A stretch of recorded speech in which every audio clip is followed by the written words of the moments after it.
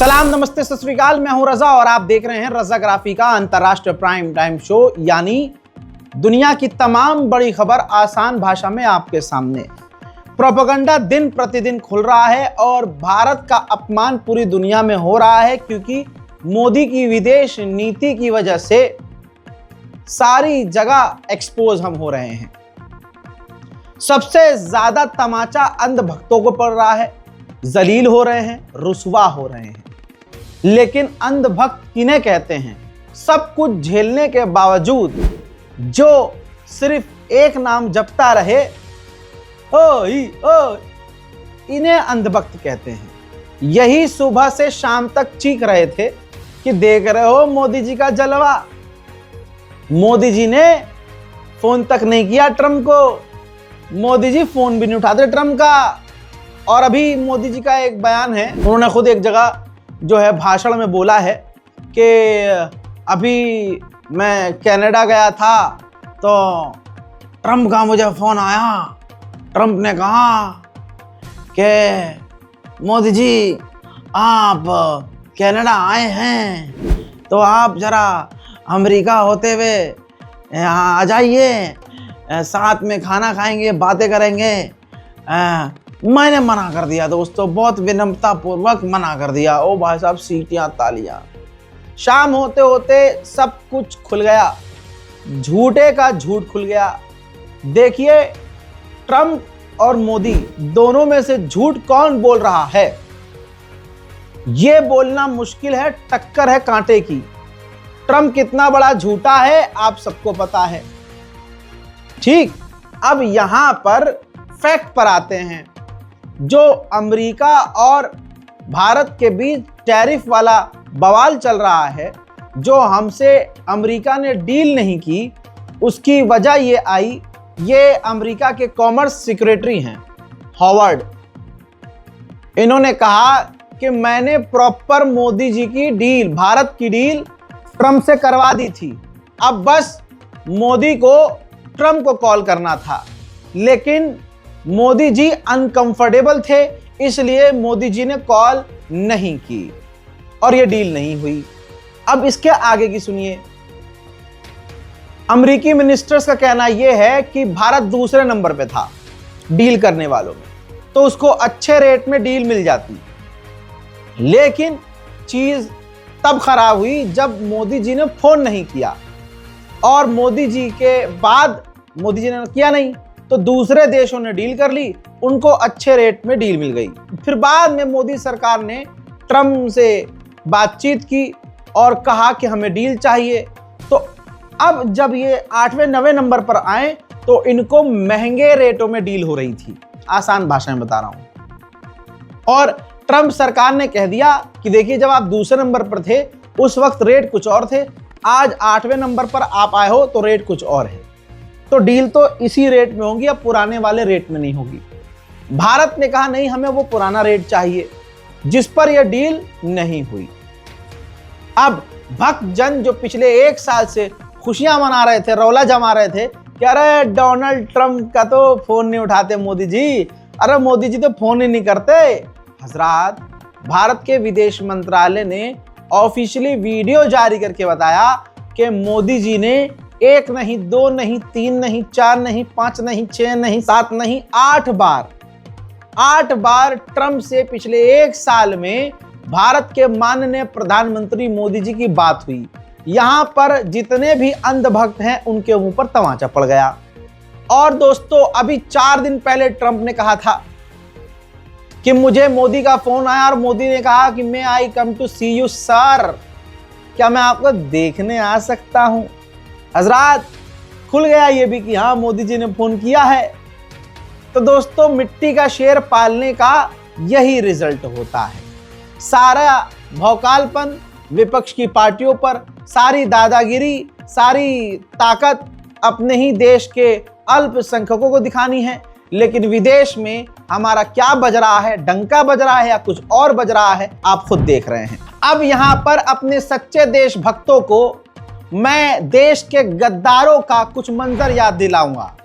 ये रूबी का लियाकत चचा, इसका ये ट्वीट आपको याद होगा गोदी मीडिया भर भर कर क्या लिख रहा था इस मंजर को लेकर? वी मिस्ड यू अलॉट दोस्त, ट्रंप ने गले लगाकर मोदी से कहा। वैधानिक चेतावनी, ये सुनकर बहुतों के दिल में दर्द जैसा एहसास हो सकता है।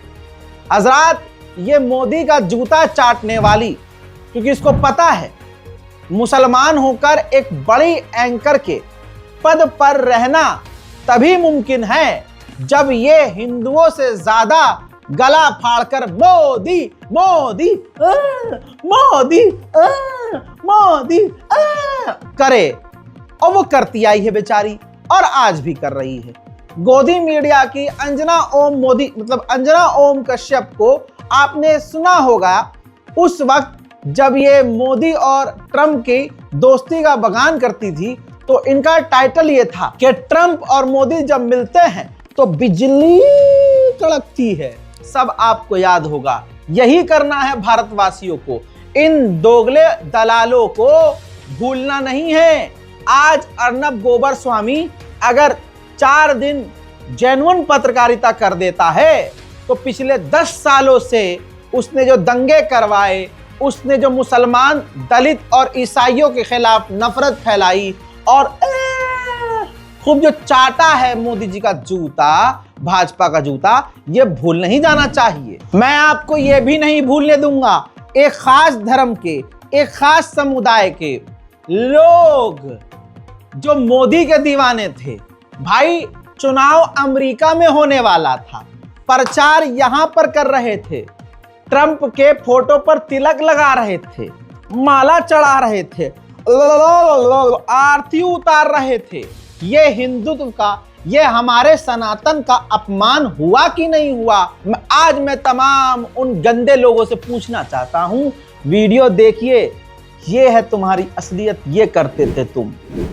Great again vote for Donald Trump, make world great again vote for Donald Trump, make world great again. हजरात, मैं भी याद दिला दूं, भूलने नहीं दूंगा, और भारतवासियों को याद रखना चाहिए, खरबों रुपया खर्च करके स्लम्स और गरीबों को छुपाकर जब ट्रंप भारत आए थे तो सड़कों पर जहां जहां से उनको गुजरना था तो गरीब की गरीबी नहीं मिटाई। मोदी जी की सरकार ने गरीबों को छुपा दिया पर्दा लगाकर, और फिर ये बोला, friends, I present to you my friend, India friend, the president of the United States of America, mister Donald Trump. हम सब खड़े होकर के नमस्ते ट्रंप, नमस्ते ट्रंप। सुना, इंडियाज फ्रेंड, 500% टैरिफ, और हमारे इसी जो मोदी अपना दोस्त बता रहे हैं ट्रंप को, मुझे अफसोस होता है, मोदी जी के लिए दुख होता है कि इसी दोस्त ने मोदी जी का कितना अपमान किया है। वहीं चाइना के साथ जो हम रिश्ते ठीक कर रहे हैं, यहां समझने की कोशिश कीजिए। हिंदू बेचारे इसलिए मुझसे नफरत करते हैं, मेरी सच्ची खबरों को इसलिए फेक कह देते हैं क्योंकि मैं मुसलमान हूं, लेकिन मैं हर खबर सबूत के साथ, इतनी बार अंधभक्तों ने मुझे थाने और कोर्ट के सामने, माननीय जज के सामने पेश कर दिया है कि पूरा भाई तुम्हारा एक्सपर्ट हो चुका है कि भाई सबूत के साथ चलना है और ऐसे सबूत देने हैं कि जज साहब भी कहते हैं बेटा तुम सही कह रहे हो, तुम ये तो फर्जी हैं, फर्जी फंसा रहे हैं तुम्हें, सबूत के साथ भाई। और ताज़ा मंजर है और आपके हाथ में मोबाइल है, आप जेमिनी इस्तेमाल कीजिए, चैट जीपीटी इस्तेमाल कीजिए, गूगल पे आप जाके सर्च कीजिए, ये तमाम रिपोर्ट मिल जाएगी, और मैं रिपोर्ट खुद आपको दिखा रहा हूँ। ये तो आपको पता है कि चाइना के साथ इस वक्त मोदी सरकार बिल्कुल एकदम घुस के रिश्ते ठीक करने की कोशिश कर रही है, ये सबको पता है, झूठ तो मैं बोल नहीं रहा। यही चाइना जिसके साथ हमारे मोदी जी कल तक लाल आंख दिखाने की बात करते थे, घुसे हुए हैं। और चाइना क्या कर रहा है, मैं फिर से रिपीट नहीं करूंगा कि क्या क्या कर रहा है, ताजा बात बताऊंगा। चाइना का जो CPEC प्रोजेक्ट है, जो वो पाकिस्तान के अंदर फैला रहा है, इसके अंडर वो सड़क, ट्रेन की पटरियां, कंस्ट्रक्शन, वो सब कर रहा है। हमारा जो एक इलाका है वो पीओके के अंदर एक छोटा सा एरिया है, शकगाम वैली। दोस्तों वो हमारा ही है। पाकिस्तान ऑक्यूपाइड कश्मीर में फंसा हुआ है वो एरिया। ये पूरा पाकिस्तान ऑक्यूपाइड कश्मीर है। जो वहां पर सीपीईसी के तहत चाइना प्रोजेक्ट ले आया है। सड़क रेल की पटरियां वहां बनाने की तैयारी शुरू हो चुकी है। अब भारत का विदेश मंत्रालय भड़का है और सिर्फ रिजेक्ट किया है। आप देख रहे हैं, सिर्फ इतना कहा है कि मिनिस्ट्री एक्सटर्नल अफेयर जो इंडिया की है, सीपीसी रूट जो इंडियन जमीन पर है, सीपीसी का जो रूट आया है निकलता हुआ, हम उसके खिलाफ हैं क्योंकि वो इलाका हमारा है, वो एरिया हमारा है। हजरात, यहां पर होना क्या चाहिए था? जिस तरह का व्हाट्सएप यूनिवर्सिटी में जलवा मोदी का बताया जाता है, अरे सीधा अमेरिका की तरह वेनेजुएला में जो किया, पाकिस्तान के 15-20 बड़े बड़े आतंकवादियों को जाकर तब से उठाकर ले आए और फिर पाकिस्तान को घुटने पर ले आए। नहीं, जलवा अगर मोदी जी का है तो फिर ये करके दिखाओ। यहां तो बयान भी बिल्कुल ठंडे ठंडे। एक तो बांग्लादेश हिंदुओं को चुन चुन के मार रहा है, बांग्लादेश के लोग अल्पसंख्यकों पर हमला कर रहे हैं और भारत का हिंदू भारत के मुसलमानों को मार कर पीट कर मॉब लिंचिंग करके, अंधभक्त उनकी मॉब लिंचिंग करके बांग्लादेशी हिंदुओं का सोच रहे हैं कि हम बदला ले रहे हैं।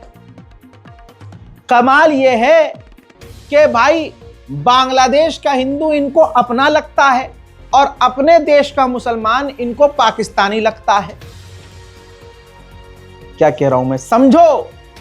और वही बांग्लादेश जिसका हमेशा भारत ने साथ दिया, आज यूनुस की सरकार भारत सरकार का नुकसान पर नुकसान कर रही है। बांग्लादेश के अंदर 5 हमारे दफ्तर थे, वीजा दफ्तर। उन 5 में से 3 दफ्तरों को यूनुस की सरकार ने बंद कर दिया। इसके बावजूद आप ये देखिए, भारत के अंदर मुसलमानों को हिंदू समुदाय और हिंदू संगठन के लोग बांग्लादेशी कह के मार दे रहे हैं। लेकिन बांग्लादेश की पूर्व प्रधानमंत्री शेख हसीना को मोदी जी ने संभाल कर रखा हुआ है भारत में ही। हिंदू संगठनों को शेख हसीना पर बोलने में मौत आती है कि नहीं नहीं बोलेंगे क्योंकि गरीब मुसलमानों को मारेंगे, वीडियो बनाएंगे, पैसा कमाएंगे और मौज करेंगे। स्ट्रेटजी है ये। अब आप सोचिए, 5 में से 3 दफ्तर यूनुस की सरकार ने बंद कर दिए और हम शेख हसीना को संभाले बैठे हैं। वहीं भारत के विदेश मंत्रालय ने यूनुस सरकार के अंडर बांग्लादेश में जो हिंदुओं को मारा जा रहा है उस पर बयान देकर सख्त नाराजगी जताई है और कहा है कि हम उस पैटर्न को देख रहे हैं कि बांग्लादेश में हिंदू के साथ किस तरह से क्या क्या किया जा रहा है। बयान सुनिए। We had on several occasions in earlier presses as well, I have commented on this particular issue that you referred to. We continue to witness a disturbing pattern of recurring attacks on minorities that you referred, as well as their homes and establishments, business establishments by extremists in Bangladesh. Such communal incidents need to be dealt with swiftly and firmly. We have also observed a troubling tendency to attribute such incidents to personal rivalries, personal vendettas, political differences and other extraneous reasons. Such disregard only emboldens the extremists and the perpetrators of such crimes and deepens the sense of fear and insecurity among the minorities. चलिए, ये बहुत अच्छी बात है। इसी तरह से भारत को और सख्ती से, बल्कि सीधा मिलिट्री ऑपरेशन की बात करनी चाहिए। बांग्लादेश का तो बा अलग और गा अलग और देश अलग कर देना चाहिए। मैं तो ये कह रहा हूं। लेकिन आप ये देखिए कि वहां के हिंदुओं को मारने का हमारा विदेश मंत्रालय पैटर्न देख रहा है। इसी हमारी सरकार को भारत के अंदर मुसलमान, दलित और ईसाइयों के मारने का पैटर्न नहीं दिखता है। भौंक भौंक के मेरे हलक में दर्द हो गया लेकिन आप देखिए कितने दोगले हैं वो। बात करें राम की और काम की कोई बात नहीं। ये एक संगठन जिसका सिर्फ मकसद ये है कि भारत के मुसलमान, ईसाई, दलितों को मारो पीटो। आप देखिए जिन इलाकों में सिर्फ यही हैं, वो भाई साहब पंडित, ठाकुर, दलित ये आपस में जातिवाद में लड़ रहे हैं। बेड़ा गर्क है भाई। और गला थक गया मेरा बोल बोल के कि हम इंडिया वाले हैं, हम इंडियंस हैं, इंडिया मतलब ये। लेकिन ये हिंदू संगठन क्या कर रहे हैं? तू तो मुल्ला है, तू तो ईसाई है, अबे तू तो दलित है, अबे तू तो कांग्रेसी है, अबे तू तो देश का गद्दार है। अच्छी खासी इस मुट्ठी को अलग अलग करके खोल दिया। कोई भी आकर पंजा में पंजा फंसाकर हमारा हाथ तोड़ सकता है। ये एक बचपन वाला एग्जाम्पल मैंने आपको दिया है जो स्कूल में एग्जाम्पल दिया जाता था। चाइना और पाकिस्तान और बांग्लादेश जो मैं कहता आ रहा था वो कर रहे हैं।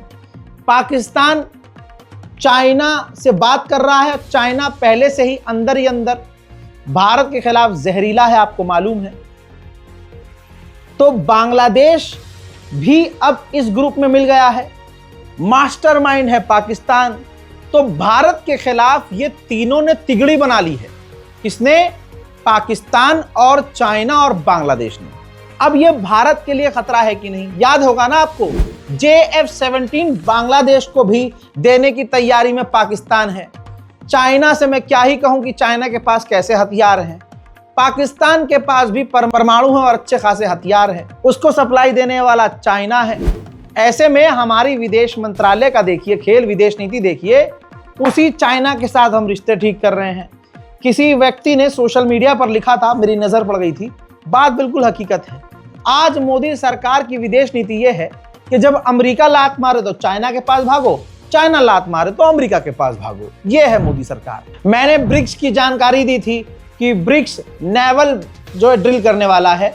तो साउथ अफ्रीका, ईरान की नेवी, चाइना की नेवी और रशिया की नेवी पहुंच चुकी है। भारत भी बहुत जल्द अपनी नेवी भेजने वाला है। ब्रिक्स का एक अहम मेंबर भारत भी है। तो भारत को ब्रिक्स के अंदर होने वाले जितने भी प्रोग्राम्स और ड्रिल्स होते हैं उसको ज्वाइन करना ही होता है। खबर यह आ रही है कि अमेरिका ने थाईलैंड और कंबोडिया दोनों को 45 मिलियन मिलिट्री एड के नाम पर मदद दी है। परसों की रिपोर्ट में बता चुका हूं कि 2025 में पाकिस्तान सबसे ज्यादा हथियार बेच चुका है और अंधा पैसा कमा रहा है। खबर अब यह है कि पाकिस्तान 1.5 बिलियन डॉलर के और हथियार सूडान को अब देने वाला है, जिसमें फाइटर जेट भी शामिल है। हजरात, ब्रिक्स का मेंबर भारत है। बड़े बड़े संगठनों में भारत, और ब्रिक्स का ही नाम लेकर अभी 2 दिन पहले फ्रांस के राष्ट्रपति इमैनुअल मैक्रोन ने कहा था कि हमें भारत से रिश्ते मजबूत करने हैं, क्योंकि वो एक मजबूत और ब्रिक्स का मेंबर है, मजबूत देश है। अभी इधर बोला था, हमारे जयशंकर साहब पहुंच गए। तस्वीर देखिए, जयशंकर साहब हमारे विदेश मंत्री फ्रांस पहुंच गए और उन्होंने फ्रांस के राष्ट्रपति इमैनुअल मैक्रोन से मुलाकात की है। ये मीटिंग और दूसरे देशों के साथ हमारी डील बेहद जरूरी है, क्योंकि ये चौधरी अमेरिका अगर इसी तरह से टैरिफ हम पर लगाता रहा तो दूसरे देशों की तरह हमारा मुल्क भी कमजोर हो जाएगा। यह बात पिछले 5 साल से, जब से मैंने अपना करियर शुरू किया YouTube पर, मैं बोलता आया था कि हमें यानी भारत को अमेरिका के ऊपर, कम से कम अमेरिका को साथी नहीं बनाना चाहिए, क्योंकि ऐसा कोई सगा नहीं जिसे अमेरिका इजराइल ने ठगा नहीं। ईरान में प्रदर्शन को हाइप दिया जा रहा है, हो रहा है, लेकिन एक तरफा क्यों दिखाया जा रहा है? अमेरिका की मिनेपोलिस के इलाके में, स्टेट में 37 साल की जो एक औरत थी, लड़की, उसे गोली मार दिया आइस पुलिस ने, जो ट्रम्प के अंडर काम करती है, जो माइग्रेंट्स को और जो घुसपैठिए हैं उनको तलाशती है। वो अमेरिकी लड़की थी, उसे मार दिया। तमाम चीजें सामने आ गई और पूरे अमेरिका में प्रदर्शन हो रहे हैं।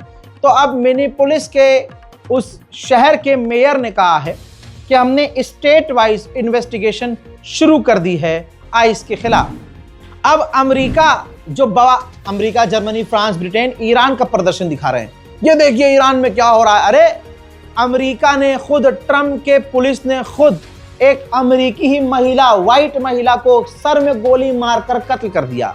अब जब प्रदर्शन हो रहे हैं तो प्रदर्शनकारियों पर अमेरिका की आइस पुलिस बंदूक तान दे रही है। ईरान के प्रदर्शन नजर आ रहे हैं सुअर के को, लेकिन यह नजर नहीं आ रहा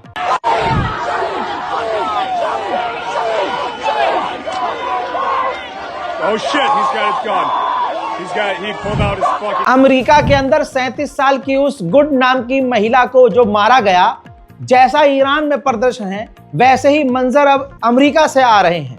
सोचिए, अमेरिका के अंदर ही प्रदर्शनकारियों ने अमेरिका का झंडा जला दिया।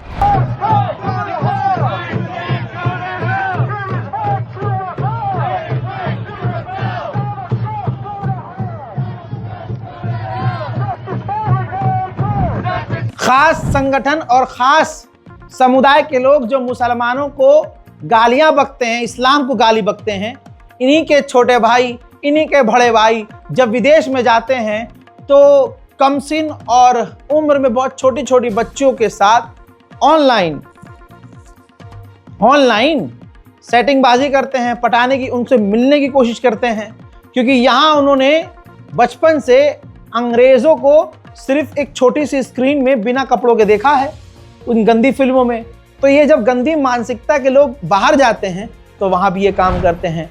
ब्रिटेन के कोवेट्री में भारतीय युवक जितेश को नाबालिग से ऑनलाइन संपर्क कर उससे मिलने की कोशिश के आरोप में गिरफ्तार किया गया है।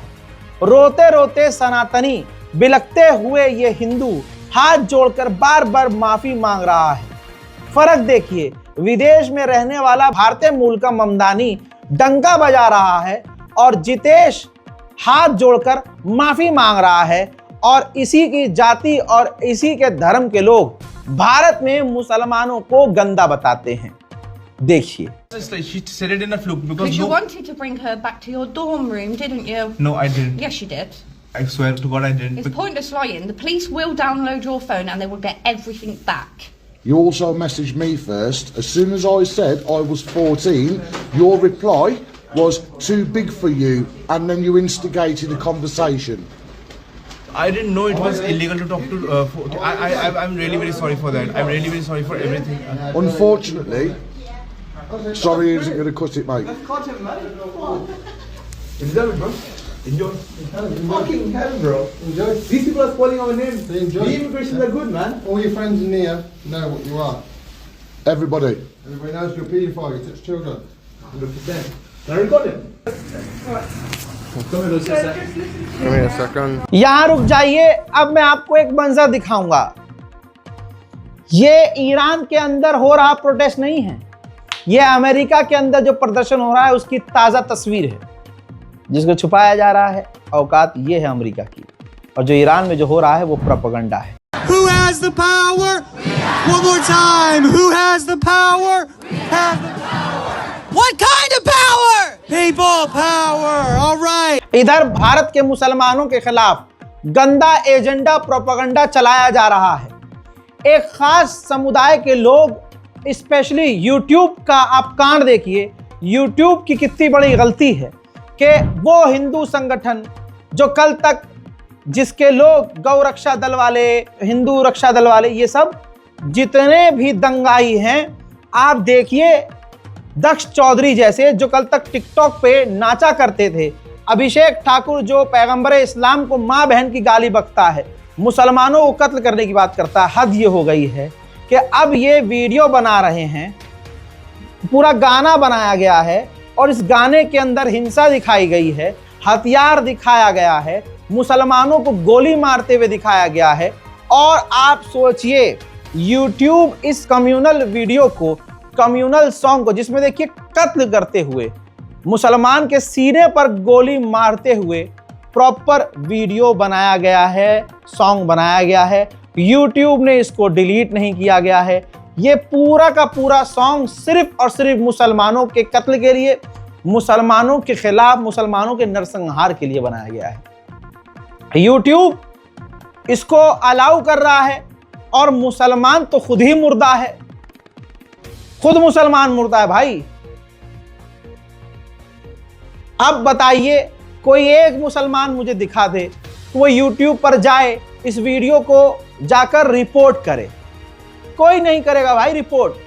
आज जो मुसलमानों की हालत है ना बुरी, वो इसलिए क्योंकि हम में से कोई आगे नहीं आ रहा कि भाई, और आगे आने का मतलब ये नहीं कि इलीगल काम करो भाई। भारत के अंदर अगर मुसलमानों की मस्जिदों और जमीनों को टारगेट किया जा रहा है और इलीगल बताकर तोड़ा जा रहा है कानूनी लड़ाई लड़के, तो कानूनी लड़ाई तो मुसलमान भी लड़ सकता है। पता नहीं कितने मंदिर हैं सड़क के बीच में, सड़क के किनारे, रेलवे स्टेशन पर, पेड़ के नीचे। अबे भैया, लाल किले के आगे जो सामने एंट्री पर जो पेड़ है, वहां पर भी स्ट्रक्चर धीरे धीरे बड़ा होने लगा है। हम इतने बड़े चूड़ी वाले मुसलमान हो गए हैं, इतने डरपोक हो गए हैं कि हम में से कोई एक ग्रुप नहीं बन रहा। हम में से कोई संविधान, कोई गलत ग्रुप नहीं बनाना है, संविधान का ही एक प्रीत सिरोही, एक अकेला प्रीत सिरोही हीरो बन गया।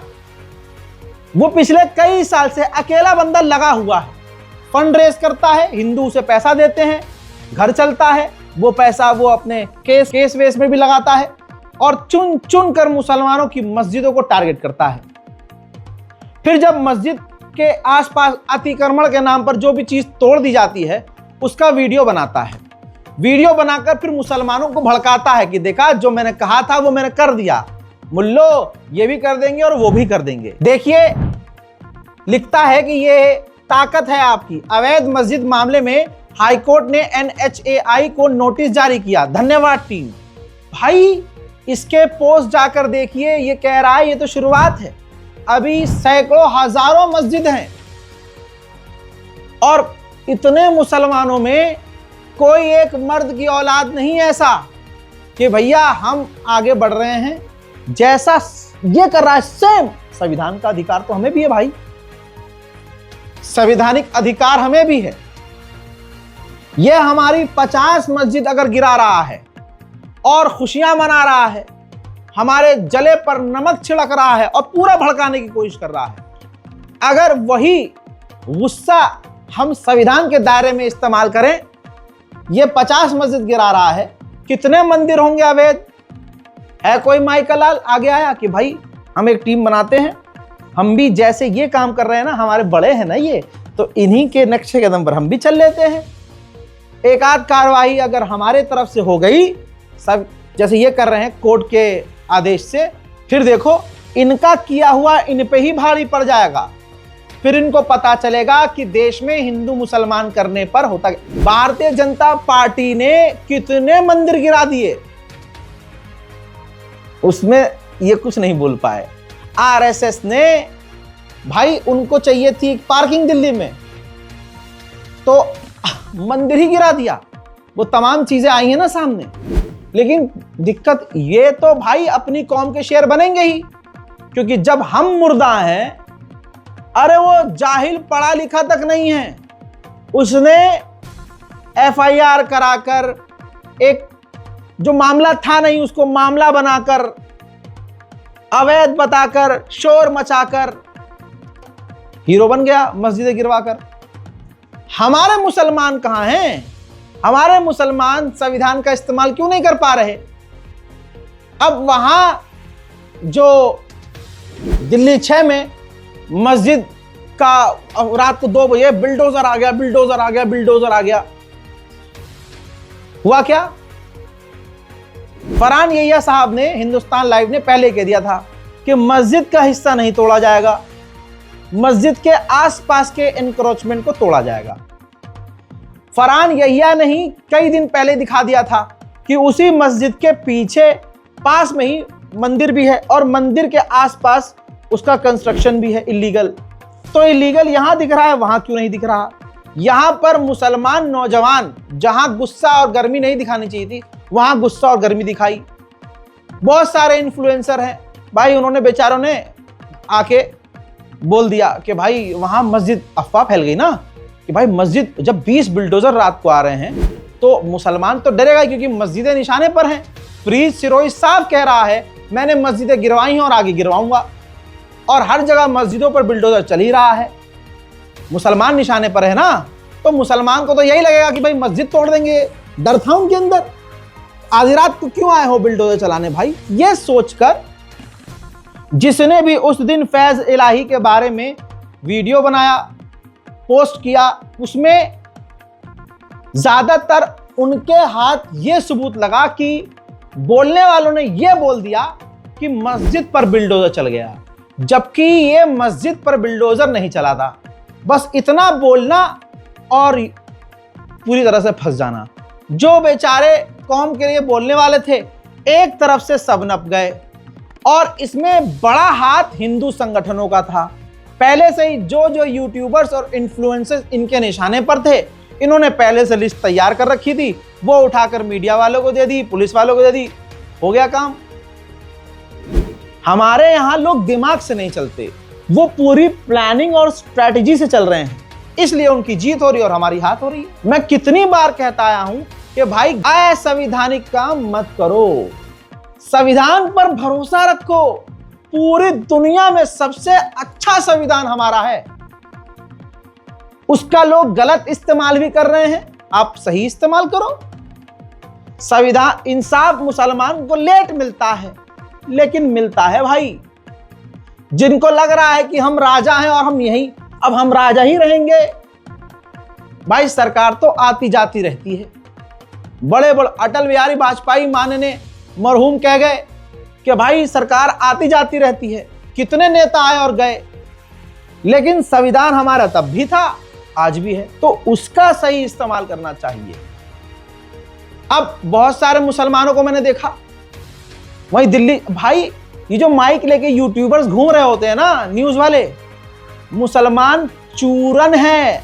अगर आप इनके माइक में गूंगे बन जाओ, दिखा के गूंगे बनो, क्यों? जवाब नहीं दोगे तो मारेंगे वो पकड़ के।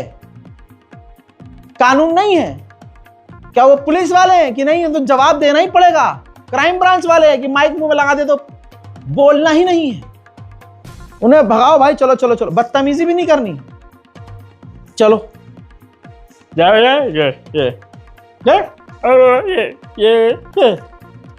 क्या बुराई है इसमें? कर दो, क्योंकि आप कोई अच्छा बयान भी दोगे तो भाई वो लाइव थोड़ी ना चला रहे हैं। एक लड़की है, उसके शक्ल से दिखता है कि ये जहरीली है।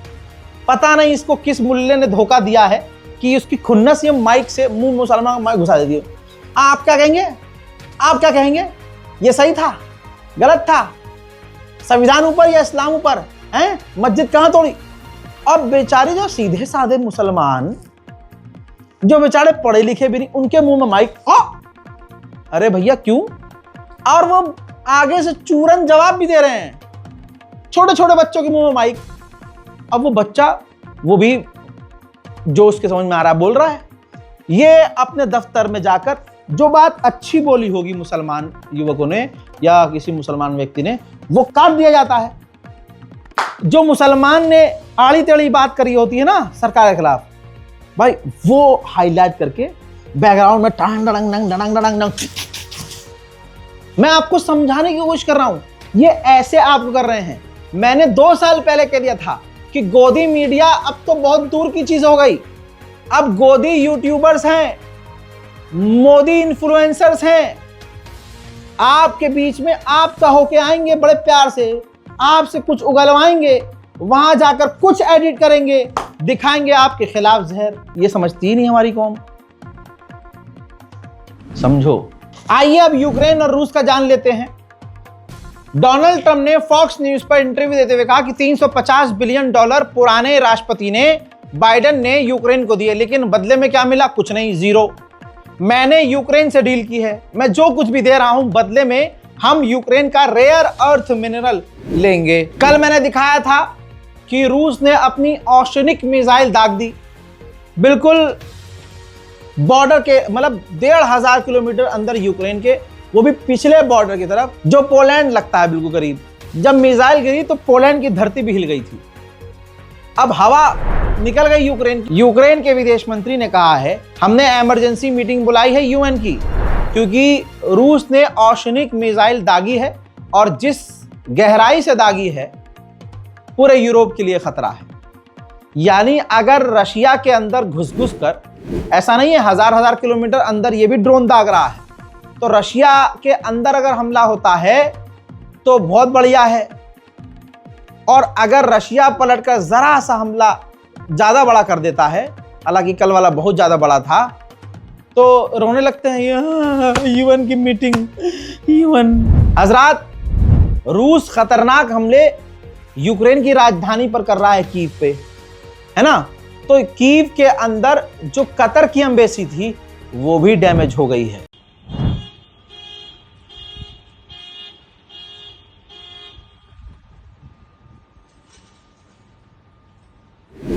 ओशनिक मिसाइल इतनी खतरनाक थी कि अभी तक यूक्रेन सहमा हुआ है। चंद तस्वीरें उस ओशनिक मिसाइल के टुकड़े के दिखा रहा हूं, जो कि पोलैंड के करीब जाकर गिरी है।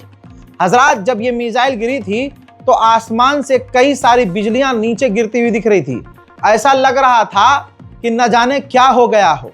और इसी एक मिसाइल के हमले के बाद यूक्रेन की पतलून गीली है।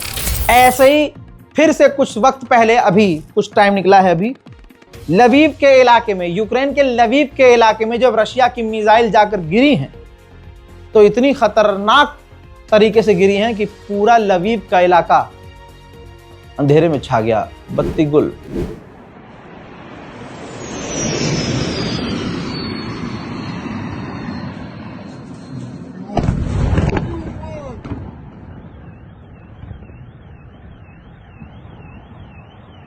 Завод. Еще одна. Еще! Твою мать!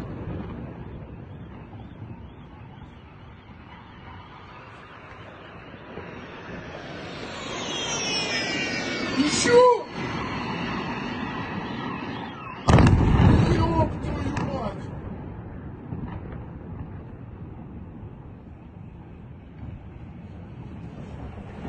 Еще!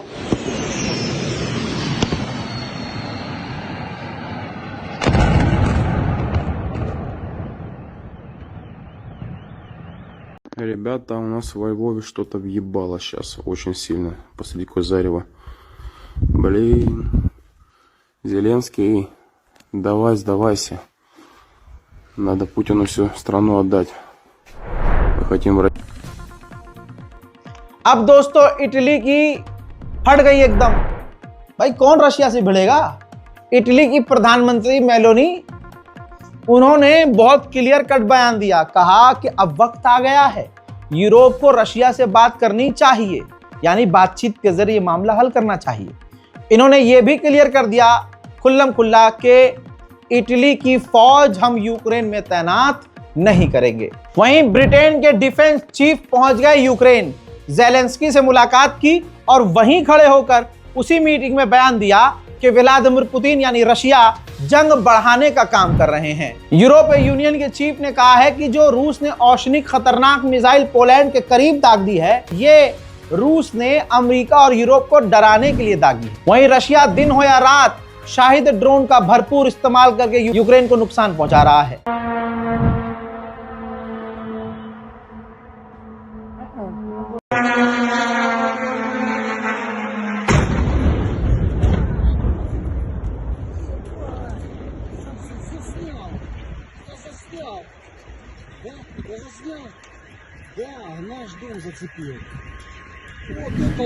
बेलग्राड के मेयर ने, रूस के अधिकारी ने कहा है कि यूक्रेन के हमले में बेलग्राड के आधे से ज्यादा इलाके के लोग अंधेरे में हैं।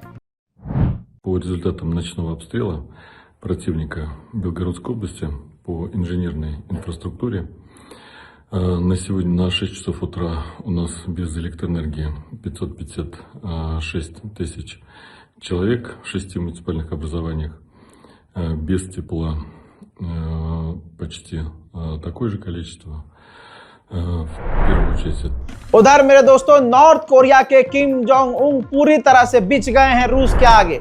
उन्होंने मैसेज भिजवाया है, नॉर्थ कोरिया के तानाशाह ने रूस को मैसेज भिजवाया है, पुतिन को मैसेज दिया है कि हम आपको अनकंडीशनली किसी भी हद तक जाकर सपोर्ट करते रहेंगे। यूक्रेन के राष्ट्रपति ज़ेलेंस्की ने कंफर्म किया है कि यूक्रेन अमेरिका के साथ फ्री ट्रेड एग्रीमेंट करने वाला है। वेनेजुएला के बाद कई देशों को डोनाल्ड ट्रंप ने धमकी दी है। अब प्रेस कॉन्फ्रेंस के दौरान एक पत्रकार ने पूछा, ट्रंप साहब, क्या आप व्लादिमीर पुतिन को अरेस्ट कर सकते हैं? ओहो, ट्रंप ने पता है क्या कहा? हाँ, ऐसा करने की जरूरत नहीं है हमें। President Zelensky said that he was watching with the rest of the world as you made this order to go and capture Nicolas Maduro. And he said, if that's how it works with dictators, then the United States knows what to do next. Sounds like he wants you to go and capture Vladimir Putin. Would you ever order a mission to go and capture Vladimir Putin? Well, I don't think it's going to be necessary. I think we're going to have I've always had a great relationship with him. I'm very disappointed. I settled 8 wars. I thought this would be in the middle of the pack or maybe one of the easier ones. मोहतरम हज़रात, अंतर्राष्ट्रीय prime time report में आज और अभी के लिए इतना ही। आप देख रहे थे रज़ाग्राफी अनस्क्रिप्टेड। YouTube पर जाइए, अगर आप YouTube पर नहीं देख रहे हैं तो YouTube पर सर्च कीजिए रज़ाग्राफी अनस्क्रिप्टेड। हमारे चैनल को सब्सक्राइब कीजिए, लाल बटन आ रहा होगा, उस पर लिखा होगा सब्सक्राइब, उस पर क्लिक कीजिए, सब्सक्राइब कीजिए, ताकि आपको समय से हमारी जानकारियां, हमारी खबरें मिलती रहे। जय हिंद।